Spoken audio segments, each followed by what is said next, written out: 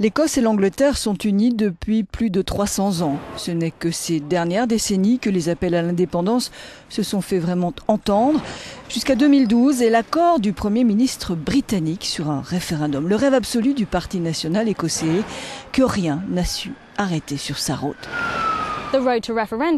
La route vers le référendum a été longue, dit notre envoyé spécial, jusqu'à la dévolution de 1998. Ceux qui pensaient que celle-ci ferait taire le nationalisme ont eu tort. Pourquoi cela n'a-t-il pas marché? Élément de réponse avec le journaliste et historien David Torrance. Au début, dit-il, on a cru que c'était le cas.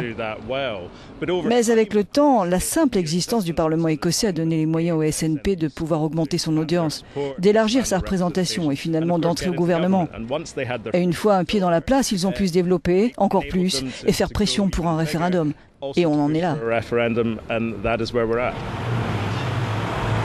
Le SNP a réussi à dépasser les partis politiques traditionnels, jusqu'à sa victoire écrasante en 2011 au Parlement écossais. Travaillistes, conservateurs, libéraux, démocrates ont tous été discrédités par une série de scandales et fragilisés par les contre-coups de la crise financière et des politiques d'austérité impopulaires qui ont suivi. Le SNP a su en profiter. Dans les années 50, dit cet historien, le SNP était considéré comme une mouvance extrémiste. Ce qui est arrivé, tout d'abord, c'est qu'on est passé d'un nationalisme ethnique à un nationalisme civique. Autrement dit, peu importait d'où vous étiez originaire tant que vous souteniez la cause de l'indépendance. Et l'autre chose, il s'est attribué les habits du Labour. Le SNP moderne est devenu plus travailliste que les travaillistes. Beaucoup d'Écossais voient le New Labour comme l'héritier du gouvernement conservateur de Margaret Thatcher. Les politiques de désindustrialisation à grande échelle de son gouvernement dans les années 80, qui ont conduit à un chômage de masse, ont particulièrement touché l'Écosse et le nord de la Grande-Bretagne, où la Dame de Fer reste un objet récurrent de haine.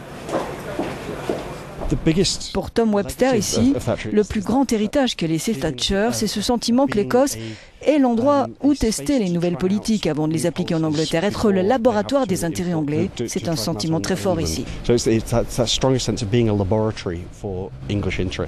Thatcher a peut-être servi de catalyseur au sentiment anti-Westminster et anti-conservateur.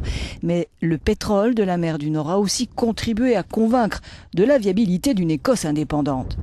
Ces 2 dernières années, dit David Torrance, nous n'avons jamais cessé de parler du pétrole de la mer du Nord. Mais pas tant comme un enjeu pour aujourd'hui, car c'est maintenant une ressource en baisse. Mais en 1979 et pendant la majeure partie des années 80, il a fait couler énormément d'argent dans le trésor britannique. Et dans le contexte écossais, dans le contexte de l'indépendance, a joué un rôle très important. Quelle que soit l'issue du vote, le référendum a changé le paysage politique du Royaume-Uni et le débat sur l'indépendance écossaise ne s'arrêtera pas là. Comme dit Tom Devine, le génie est sorti de sa bouteille et il n'est pas prêt de revenir dedans. Les partisans de l'Union espéraient une large majorité pour mettre au pas les appels à l'indépendance et ce n'est pas gagné, dit ici notre envoyé spécial. Quel que soit le résultat, les Écossais ont inscrit leur marque dans l'histoire du Royaume-Uni et tous les regards maintenant sont tournés vers eux. Joanna Gill, Euronews, Edinburgh.